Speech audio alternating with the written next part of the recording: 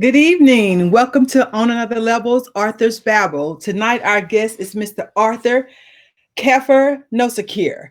Welcome, and thank you for joining us tonight. Thank you for having me, sister. So, I know you're in New Orleans, and I know earlier in our before the broadcast, you said that you guys just got a little ice, but how's everything else in New Orleans? Well, it's people are upset that they couldn't go to Mardi Gras as they're used to. Mm-hmm. Everything has been affected, but we're still here. We have to press on. We got to press on.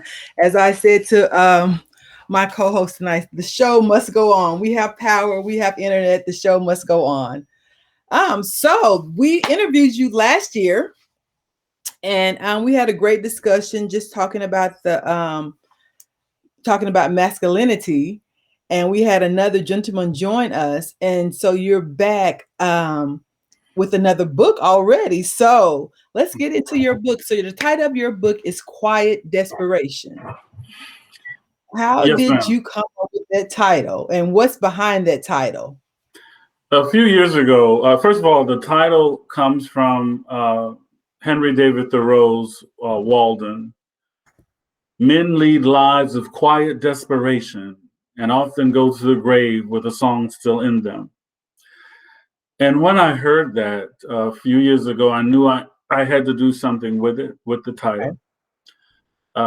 There is a great piece of literature, Grapes of Wrath, and one of my favorite character was the pastor who had lost his faith in God. Mm-hmm. And I wanted to create excuse me, I wanted to create a character like that who was having that type of crisis. And as the old folks say, I kept living, and I was given the inspiration to use the title. Quiet Desperation is a story about a middle-aged woman who struggles mightily with the demons of her past and alienates those who love her the most. Okay. And the reason that I wrote Quiet Desperation is because two reasons. Most female authors do a great job of writing male characters, but most male authors don't do so well writing female characters. Okay. And so I wanted to tackle creating a complex female character, a protagonist or an antagonist, if you will, or an anti-heroine. And in literature and in storytelling, there's something called a negative character arc. Okay. You're most used to a positive character arc in your movies and books. And that's when you meet the character at the beginning of the story and they are confronted with a series of obstacles, and over a period of time, they overcome those obstacles. Right. Okay. The opposite of that is a negative character arc where your main character has a fatal flaw that causes their ultimate destruction. Wow. Okay. And there's a big challenge in that because everyone wants a happy ending, right? Everybody wants, the handsome prince to kill the dragon and get the pretty girl or the princess, but it doesn't always work out that way. This is true. Okay, so you said that the book is pretty much about a middle-aged woman who is going through something and alienates everybody around her, most people around her. So what made you write? I know you said that most male authors don't do a good job of writing about female characters, but so was that your sole purpose, was to write about a female character so that you could improve upon what you felt like your fellow male authors did not do a good job at? Or what prompted you to select a middle-aged female as your main character? There's many ways that I can answer that question, but I think that the simplest way to answer that question is I looked at the women around me Mm-hmm. and where they are in life, the choices that they make, and how those choices affect themselves, their families, their children, their loved ones, and the men that they choose. Okay. And so that was like uh, a main impetus. Okay. Okay. So your character, what I noticed you said that you wrote her with the negative arc. So are you telling me that she does not overcome her situation in your book? Does it bring her to her demise without spoiling it? So is that what you're saying? Or are you saying that, what are you saying when you say that you wrote it in a negative arc? Are you saying that about your character, that there's no happy ending? So there again, it's a negative character arc, Mm-hmm. and what I wanted to show more than anything else is that we are a reflection of our decisions. Absolutely. So um, I guess I'm not. This is the only quote unquote romance story I will ever write. I did it for some very personal reasons. Uh, I have a lot of female friends. I Mm-hmm. have aunts. I have classmates, and I watch what they go through. Okay. Okay, and I was talking to a very close friend, a dear friend of mine, and I told her, I said, when a man hurts a woman, you guys have Essence, Ebony. You've got the talk shows. You've got, and I named a few of them. But when Okay. y'all do something to us, that's a different thing. It's a totally different reaction. So are you saying that So, men don't have outlets? not, I don't think that you could compare them to the outlets that women have. And again, it's a different reaction when we are hurt. It's a very, very different reaction. And, Okay. and this is something that I have noticed Okay. uh, over my time on the planet. Very different reaction. So uh, I wanted to. It was a story. Nia Michelle Montgomery is the main character. She's in her late 40s. She's 5'9". She has an hourglass figure.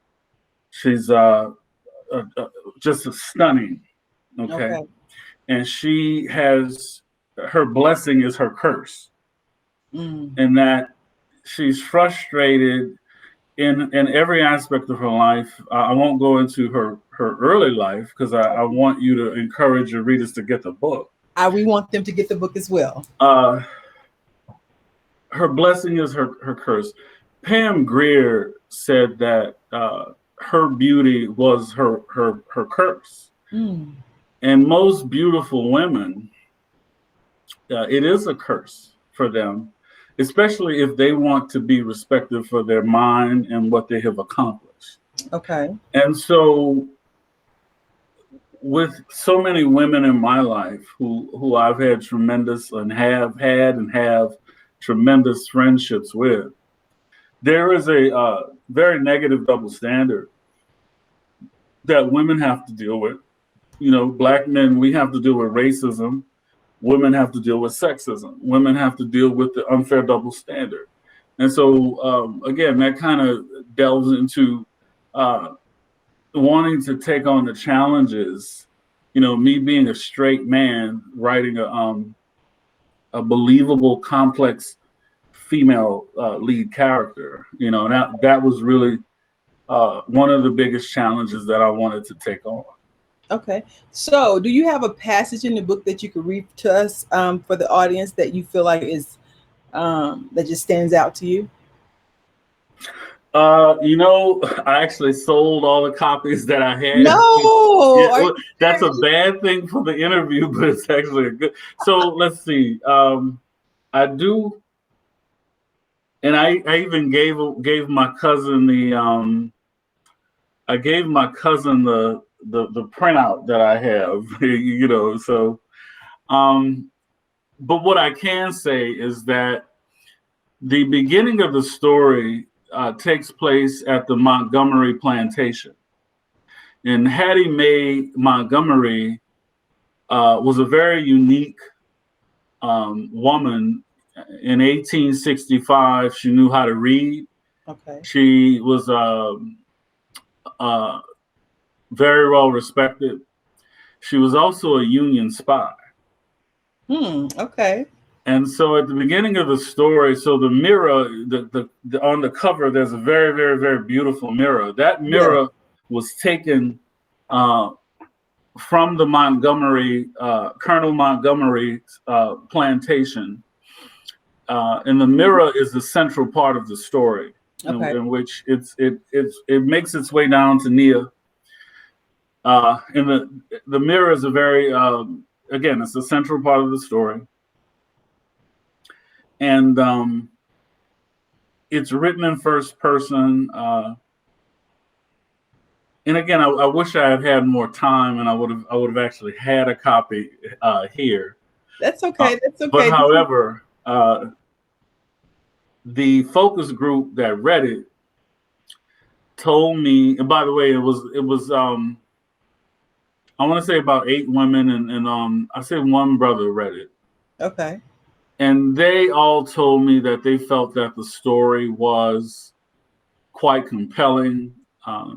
I have a method of writing where I never write in sequential order. That's like the Okay. worst way to write a book. It's only 7 chapters. There's a quote for each chapter. Okay. That's very important for me to add the quotes, because the quotes tell you something about the chapter. Uh, Another thing that I can divulge is that Nia had to overcome sexual abuse. That was something that burdened her all her life. She chose not to get professional help. And what I'm hoping is that the book sparks discussion.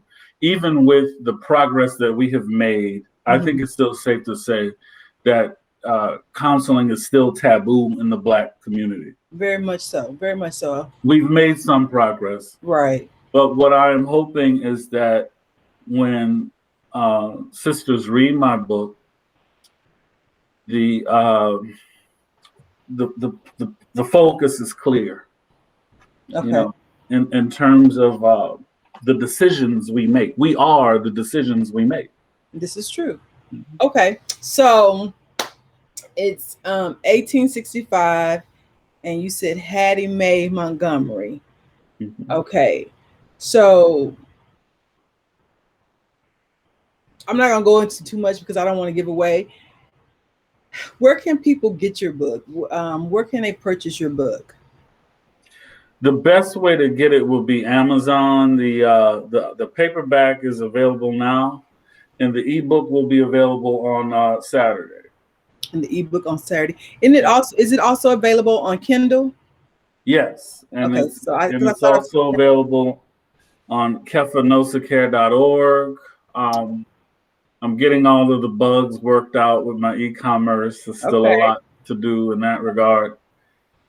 What I would love to do is have some online discussions with Black book clubs across the country. okay, Um, you know, because of the subject matter right, of the book, because of Nia's past, her husband, her cousin, and the way that she views men. Her father, her boyfriend. Her boyfriend's name is Amir Ross, and the book happens in Florida. okay, 7 chapters. I've been told that it goes pretty very quick quickly. because of I guess, the really, really personal nature of the story. Okay, And what I can give away is that the seventh and the final chapter is called denouement. and what does that mean? Denouement is a French word that means ending. Okay. A huge word that means ending. And Okay. so, So let me ask uh, you this.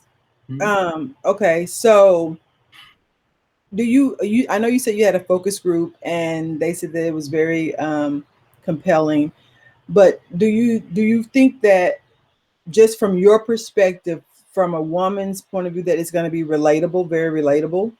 You think that most well, women can relate? one of the reasons that I have focus groups in the focus group with Quiet Desperation is those sisters who read it said that yes, they thought that Nia's struggle, they could relate to Nia's struggles, and they felt that I did a good job with uh, portraying her realistically. Okay. Now the question is, will the rest of the country feel that way?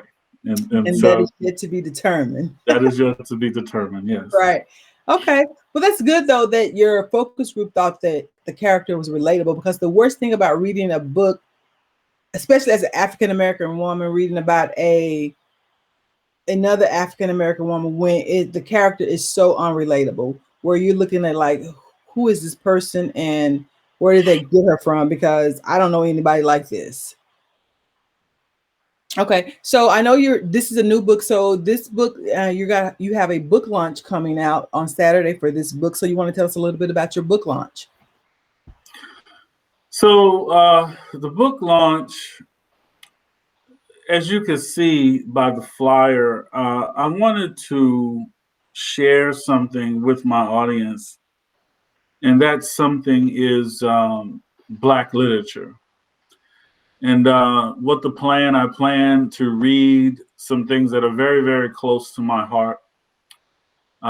There's a tremendous book called Soledad Brother, written by George Jackson. And I'm going to read my favorite letter from George Jackson.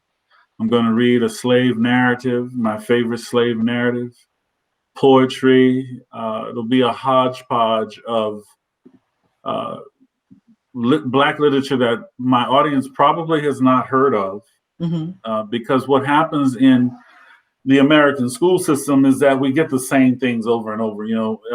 MLK and Maya Angelou. You know, uh, and that's because we don't control the curriculum. You Okay. know, there's a Right. reason that we don't get Sonia Sanchez and Toni Morrison and Richard Wright. We get a canned view of Black history, and we get a canned antiseptic view. You know, they're not going to teach us about the good things the Black Panther Party did. Right. They're just not. I mean, so it's my job to tell Black people the Black Panthers fed children breakfast. They had health clinics. That's up to us. That's our responsibility. Right. Exactly. That's definitely, the onus is upon us to make sure that we educate our own and we expand their knowledge of Black history beyond Maya Angelou.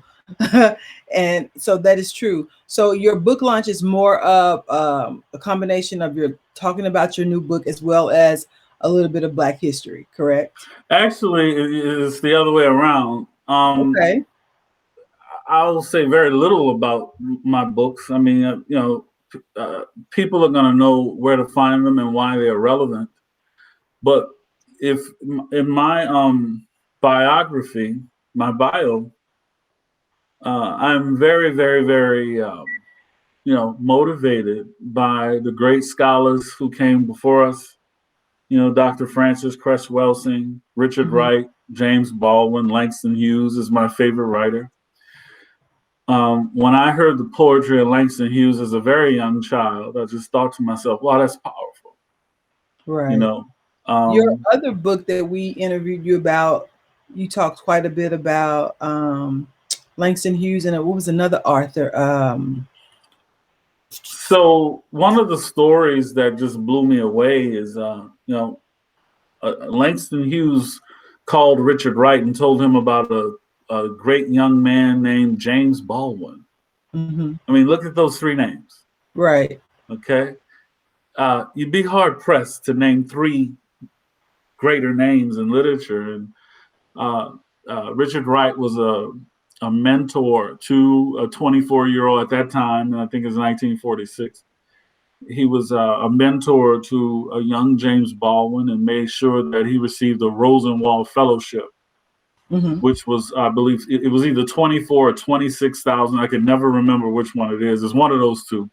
And I did the research in 1946. $24,000 was like 200,000 today.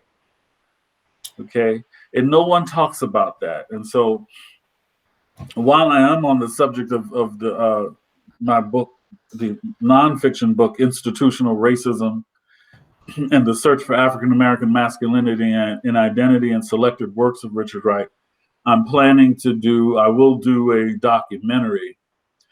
And the working title is Richard Wright, Forgotten Genius, The Impact of Institutional Racism on Black Masculinity. So will it And be a continuation of your previous book? well, it'll be somewhat of a companion in that I talk about the male characters in Richard Wright's major works and how institutional racism and white male supremacy shaped them. And Mm-hmm. then it's 90 minutes. It'll go into how institutional racism has shaped our masculinity. And I'm planning interviews of young men from 11th grade up to the elders, Okay. in order to give a wide based picture of where we are today as men. Okay. That should be interesting. That should be interesting. So again, tell our viewing audience where they can purchase your book, Quiet Desperations. So the easy way, if you go to Google and you type in Khefa Nosakhere, the first thing that'll come up, I believe, is my Amazon page. Mm-hmm. And that's the fastest way to get to my Amazon page. And also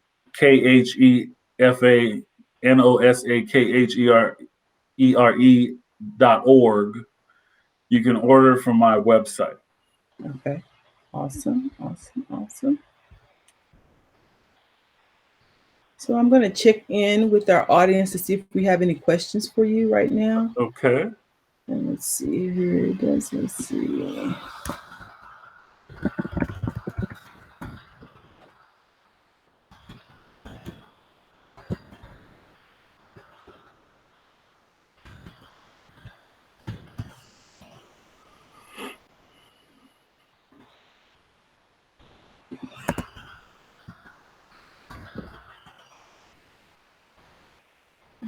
Okay. Down in the Delta. Okay. Somebody said that it feels like a down in the Delta vibe. That was a movie, right? Yes, Down in the Delta In the was a movie. 90s, correct? If I'm not mistaken, I do believe so. I think with Alfred Woodard. Yeah. Yeah, Down in the Delta. I haven't seen that movie probably since the 90s. So um, it is set in modern times. So I think Down in the Delta was set, I forget the era. It was post slavery, but it was because it was in Mississippi. It was still very slave mentality Well, driven. right. So the first chapter talks about, I introduce you to Letty Montgomery, but the book does have a modern, More modern feel. yes. Did you say it's still? But you said it's in 1865. When I introduce, yeah, when you're introduced, uh, yes, it starts. What happens? I'll give this spoiler. Letty organizes. She has the plantation burned, and before she burns the big house, they take Colonel Montgomery's ill-begotten gains. Mm. Okay, and I think that Okay. that part, that's just Kef, that's me coming out. And if Right. I was there, This is it's what just a little retribution, okay. you know. I think we have a question. So Sharon is asking, if you had to invite one of your favorite authors to dinner, what question would you ask him? I could name a few names. Um, I guess that I would have to pick my favorite author. I would have to invite Langston Hughes and ask him. My favorite Langston Hughes poem is "Lunch on the Jim Crow Car," and it goes, "Get out the lunchbox of your dreams, bite into the sandwich of your heart, and ride the Jim Crow car until it screams, and then, like an atom bomb, it bursts apart." So I'm in my teens when I read this, and you could imagine the impact that had on me, Right, and I would love. We'll never know. I mean, we can guess the uh, the era. right. Was written. Lunch on the Jim Crow car was written in the 20s. So, I tell my students, could you imagine being black in the 20s? I cannot. They're killing us today on Right, camera in exactly. broad daylight. Imagine being black in the 20s. I can't even imagine. I can't imagine. Oh, she said she was talking about the heirloom, that I can't remember the main character that Alfre Woodard played, but she went and pawned the family heirloom that was passed down to her. So I think she was relating that to the mirror. So I'm glad she brought up the heirloom, because I'm not going to give away what happens to the mirror in chapter 7, but trust me, it's very dramatic. It's dramatic and it's painful. And so yes, that mirror is very important, and I went out of my way to find a mirror that was representative of. It's very heavy. It came from France. Okay. Okay, and there's some history there. There is a speech given by Stevens. So you hear white people say that the Confederacy was not about racism. Well, there's a speech given by Senator Stevens in 1861, and I put that speech in there, and he says that the natural order of things is that whites, and I'm paraphrasing, Mm-hmm. the natural order of things is that whites should subjugate the lesser race. So, I mean, I don't, when they say that the Confederacy was based on our inferiority, and I don't understand when someone says that it was not. I just, I don't understand that. And so, Okay. Yeah. Okay. No. All right. Yeah. That right there. That's a whole issue right there. right. That's a whole nother issue. Okay, so we don't have any other questions from our audience this evening. Um, so we will go ahead and unless you have something else that you would like to contribute, we're going to invite our audience to tune in to you Saturday with your book lunch and your Black History piece. Again, that's going to be on Saturday at noon. Central Time, yes. Central Time. So make sure everybody knows the Central Time. I will post this to our social media as well as to our website so people will have this information. Please join in for some Black history knowledge. One thing I can truly say that anytime that we have you on our show, we do get a lot of Black history knowledge, and I appreciate that. You're a professor, though, aren't you? Yes, I'm not currently teaching at the college level, but that is a title that I carry very proudly. Okay, awesome. Well, thank you so much, Mr. Khefa Nosakhere, for joining us tonight and for sharing with us about your book, Quiet Desperations. Please go to Amazon.com and purchase a copy. I'm going to get a copy as well so that I can check out. I'm intrigued. Honestly, I'm intrigued. So I am going to read so that I will be able to figure out what happened and why this character never overcame her issues. I want to know. I really want to know. So I am planning an event in Dallas. I'm thinking April or May, and I Okay. definitely will let you guys know. Oh, definitely keep us informed. That would be great. Awesome. Well, thank you again for your time this evening. Join us next week, the same time when we're interviewing Miss Shirelle Jackson. And her book is entitled A Different Side of the Same Coin. Again, we'll be interviewing Shirelle Jackson, Different Sides of the Same Coin. We thank you for joining us tonight. I hope everyone is staying warm, staying safe. And as Sharon would say, reading gives us some place to go when we have nothing, when we have to stay where we are. I believe that's what she says. So thank you again for joining us, and everyone have a good evening. Thank you, sister. You're welcome. Thank you. Bye bye.